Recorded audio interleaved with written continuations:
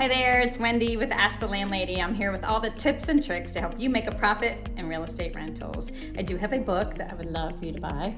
Oh, this is the other one. Okay, this one too, about organization. And this one, Lessons from Landlady. Everything I learned in my 20 years of renting out apartments, everything from finding properties, to buying properties, to maintaining properties, to leasing properties. It's all in here, so check that out.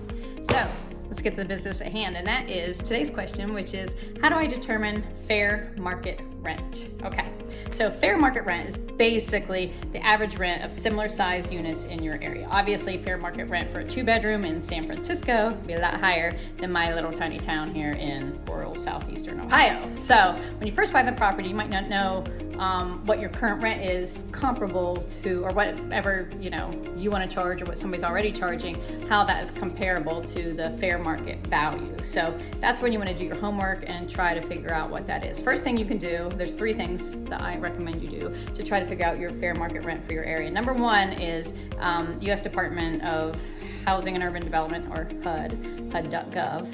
HUD.gov, will give you those fair market values. You can go there. They calculate fair market rents, which is where they do a nationwide survey, and they take the gross rents, which actually includes utility prices, and they establish amounts based on a 40th percentile over a 2-year time frame. Right? They have a whole complicated calculation for that. But again, if you're going to do some HUD housing, some subsidized housing, and accept HUD vouchers, that's something important for you to know. And I actually have a table where they'll tell you what they will pay for a 2-bedroom in your area, or 3-bedroom with utilities. And I have some videos about that. So hit subscribe and check out my YouTube channel. I've already gone into a lot of things about those of you who want to do Section 8 and get those HUD vouchers. So, and again, you can go to HUD.gov. So that's one resource. Second thing I would do is check out your competitors. You can go on their Facebook sites and see what they're charging for 2 bedrooms. You can see their pictures. You can do a comparison and say, that looks just like my unit. That's what I should probably be charging.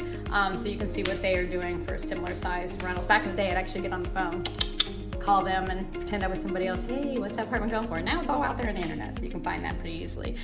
Third is to go to some websites like Zillow.com or Rentometer, Rentometer,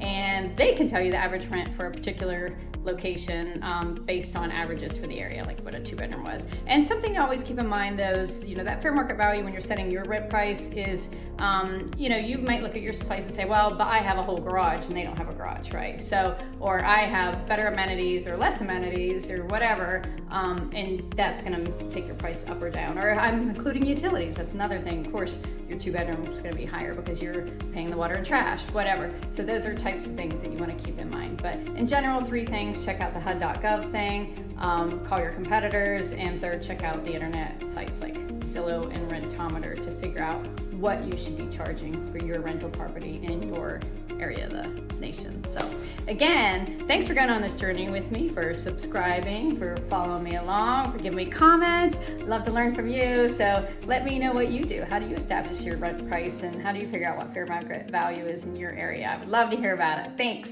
and have a great day.